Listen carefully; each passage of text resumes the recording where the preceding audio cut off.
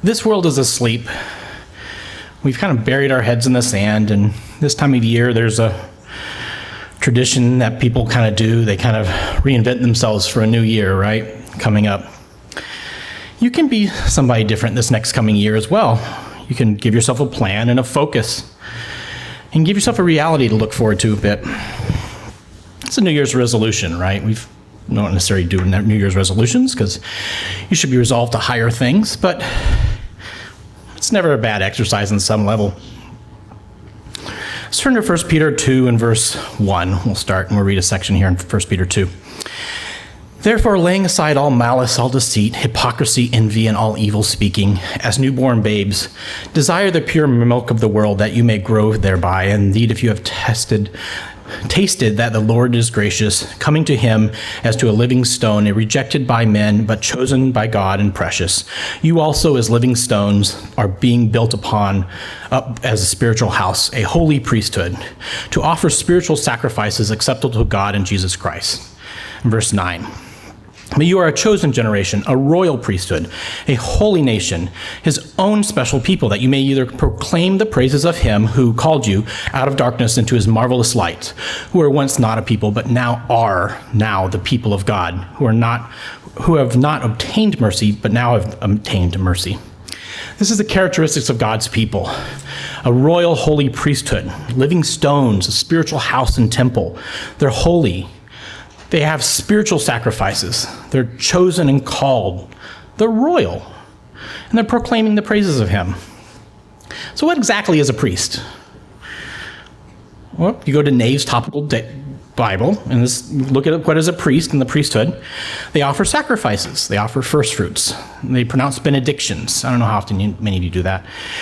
They light the lamps in the tabernacle. They keep sacred fire always burning, to furnish a quota of wood for the sanctuary, responsible for the sanctuary, to act as scribes, to be present and supervise the tithing, sound the trumpet in summoning assemblies and in battle, examining lepers, purifying the unclean, evaluating things devoted, officiating in the holy place, the chief of the Levites, to act as magistrates, to encourage the army on the eve of battle, and to carry the Ark of the Covenant.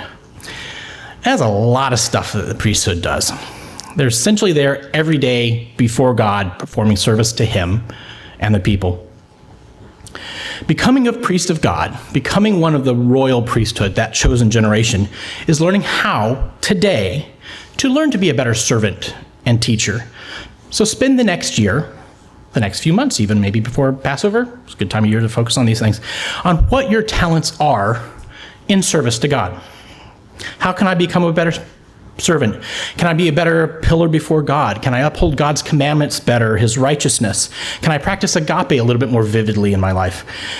Am I better at reconciling men together? Am I better at praying for each other? Am I better at sacrificing your time, your energy, your emotions for somebody else? How can you be a better example in your daily walk? How can you teach others better? In medicine, we have a phrase called see one, do one, teach one. If you want to learn a new skill or learn a new procedure, how to do a skin biopsy or put in a suture, you watch it, maybe watch it again, then do it. Sometimes you get to watch it once and then you're up for it. And you may do that a couple more times, you get mastery, but then you're responsible to teach one. You got to go back out and teach the next student behind you, or the next year afterwards. So the priests are pillars.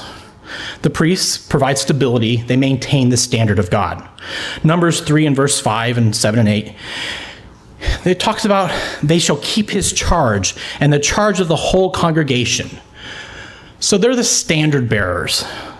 They're the ones that are doing the service before the congregation, in this case, before the world. Revelation 3 and verse 12 talks about the Church of Philadelphia. And what does it say about the Church of Philadelphia? To him that overcomes, I will make him a pillar in the temple of God.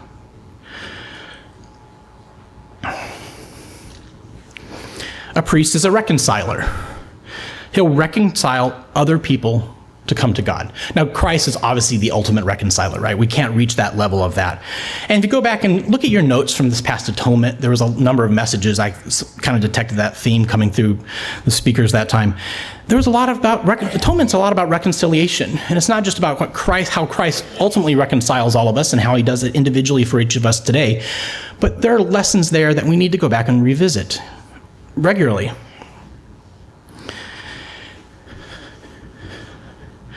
A priest is also responsible for the incense, right? They're the incense burners, if you want to kind of think of a phrase. I was trying to figure out incense burners. I don't know if that's a word, but what do? They pray for God's people. They pray for the people. Numbers 4 and verse 16. And it talks of Eleazar, the son of the Aaron of the priest, for the oil of the light, a sweet incense. So they're in charge of the incense in this case, that was in the tabernacle. But Revelation 8 and verse 3 and 4, we see that at a different level. And another angel came and stood at the altar having a golden censer, and there was given unto him much incense, that he should offer it with the prayers of all the saints upon the golden altar, which was before the throne. And the smoke of the incense, which was the incense of the prayers of the saints, ascended before God. So they're praying, and they're praying vividly, and this is something that's going to have to be more intense as these times develop. We know Matthew 24 and verse 22, when you look at that, these days will be shortened for the elect's sake, right? That elect's sake, maybe that's their prayers will help shorten these days. So the priests are incense burners. The priests are also sacrificers. Now, I'm not going to go into the whole Levitical sacrificial system because I go way over time. But it's worth a study. I talked with CJ about this in the past. There's some stuff. It's fascinating. If you go into each of the forms of different types of sacrifices in the Old Covenant, you can see there are spiritual lessons in all these things. They all mean something. So go back and spend some time talking about that. Because Hebrews 10 and verse 10, by that we have been sanctified through the offering of the body of Jesus Christ once and for all. And every priest stands ministering daily and offering repeatedly the same sacrifices. So go study their sacrifices, but where are you sacrificing in your life? Where are you finding ways to sacrifice who you are for the better of somebody else? Actually, on the radio this morning, I heard an interesting thing. I was flipping through, driving in, and it was a pastor talking about when's the last time you've prayed not for yourself. Basically, was the idea there. Right, when you pray, do you pray always about what you need, or do you pray just about other people? It's an interesting thought. Priests are an example. Faithful priest, a faithful priest is mentioned in 1 Samuel 2 and verse 35. And I raise me up a faithful priest who shall do according to that which is in mine heart and my mind. And I will build for him a sure house, and he will walk before mine anointed forever. But priests are also educators. A lot of what they do, and there's copious examples in the Bible.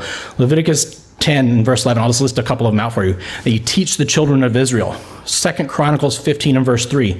For a long time Israel was without a true God, without a teaching priest, and without law. Knowing the true God, having a teaching priest, and having the law are all integrated there. Malachi 2 and verse 7. For the priest's lips shall keep the knowledge, and shall seek the law at his mouth. Ezra 7 and verse 6 and 10. There's a skilled scribe in the law of Moses. Ezra was prepared in his heart to seek the law, to become an expert in the words of the commandments, to teach statutes and ordinances. Nehemiah 8 and verse 7, talking again, Nehemiah helped the people to understand the law and read it distinctly from the book and gave the sense and taught the people. And Deuteronomy 33 and verse 10, and they shall teach Jacob your judgments and Israel your law, and they shall put incense before you, going back into that same concept. So priests are involved in many things, but I kind of just broke down here 5 or 6 of these. They're pillars, they're reconcilers, they're incense burners, they're sacrificers, examples, and educators. There's got to be something in there that you can think, yeah, I could do better with that. What can you be a better reconciler for? How can you bring people together?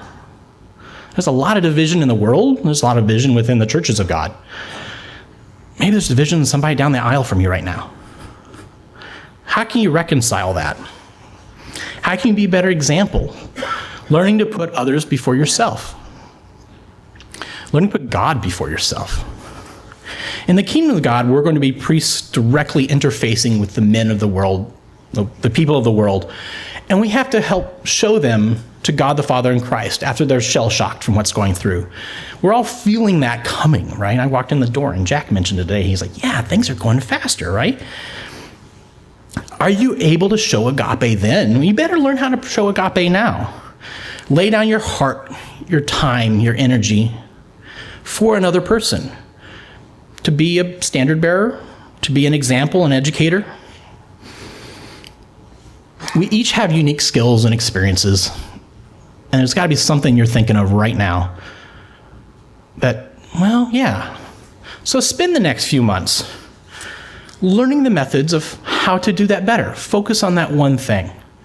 If you don't remember anything else from what I said, focus on one thing that you can do better in the next 3 months. Little thing, doesn't have to be a lot. How can you be a better servant?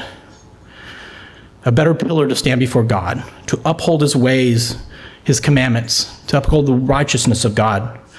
How can you be a better person to reconcile men and relationships and show the light of God into their hearts and maybe your heart too? How can you pray more for others, for your brothers and your sisters, for the person sitting in the aisle in front of you now? Or do you just think of yourself firstly? How can I become a better servant? How can I be a better teacher? How can I be a better priest? See one.